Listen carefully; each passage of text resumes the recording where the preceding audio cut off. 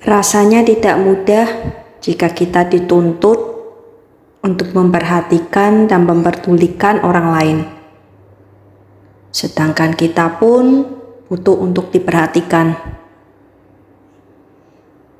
Bagaimanapun juga, jika dapat memilih, setiap manusia pada dasarnya lebih memilih untuk mendapatkan perhatian dan kepedulian terlebih dahulu sebelum ia memperhatikan orang lain.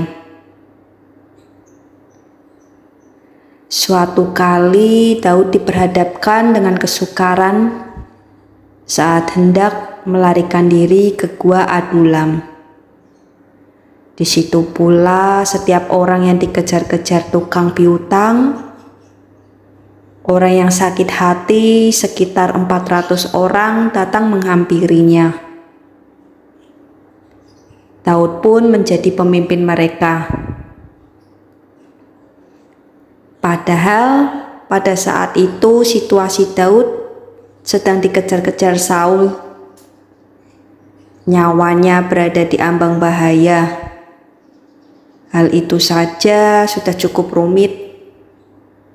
Kini ditambah dengan kesusahan orang-orang yang harus ia perhatikan. Tetapi melalui hal inilah Tuhan sedang melatih Daud menjadi seorang pemimpin yang berjiwa besar, yang peduli pada kesusahan dan penderitaan orang lain. Kita tahu kelanjutan kisahnya. Daud menjadi seorang raja yang diangkat oleh rakyatnya sendiri karena kebaikan hatinya. Hal ini dapat kita teladanin dari Daud adalah ia tidak berkecil hati dan tidak fokus mengasihani diri oleh karena keadaannya.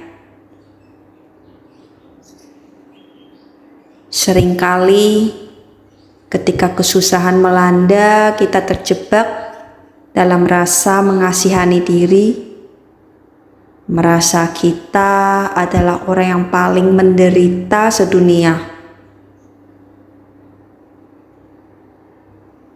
Pada waktu itu, aku dan suami tertimpa musibah yang mengharuskan kita sementara waktu mau tidak mau harus menumpang hidup di keluargaku. Di situ kita berpikir bisa menenangkan pikiran dan bisa mulai fokus untuk membenahi hidup kita. Ternyata kejadiannya tidak seperti yang kita pikirkan. Seharusnya kita yang ditolong mereka, tapi ini kebalikannya. Kita mulai suka menggerutu, kok jadinya begini? Harusnya kita di sini bisa berpikir jernih untuk menemukan jalan keluar, agar kita tidak lama hidup menumpang. Akhirnya dengan kerendahan hati suamiku, dia dengan ikhlas, tulus untuk membantu keluargaku. Karena dia terketuk hatinya mengingat kejadian Daud. Tuhan membawa kita sampai di sini bukan karena kebetulan, karena Tuhan ingin mengubah kita untuk lebih merendahkan diri dan dipakai Tuhan untuk membantu mereka. Dan kuasa Tuhan itu ajaib. Tanpa berlama-lama kita hidup menumpang dan menyusahkan mereka.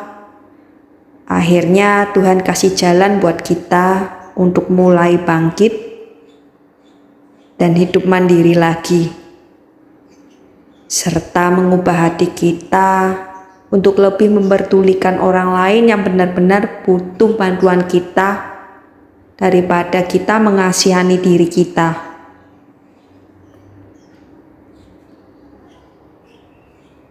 Mengasihani diri adalah musuh terburuk diri kita sendiri. Dan jika kita kalah, kita tidak akan pernah bijaksana dalam kehidupan.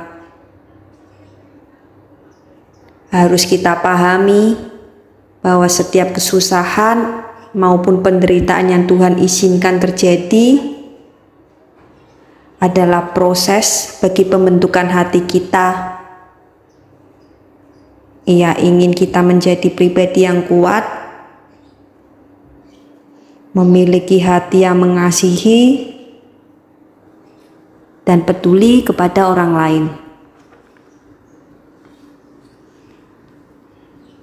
Milikilah hati yang mengasihi. Jadilah perpanjangan tangan Tuhan bagi yang membutuhkan. Dan jadilah rumah bagi mereka yang terluka. Jangan sampai kamu terjebak dalam rasa mengasihani diri. Obat untuk mengasihani diri adalah tidak berfokus pada diri sendiri.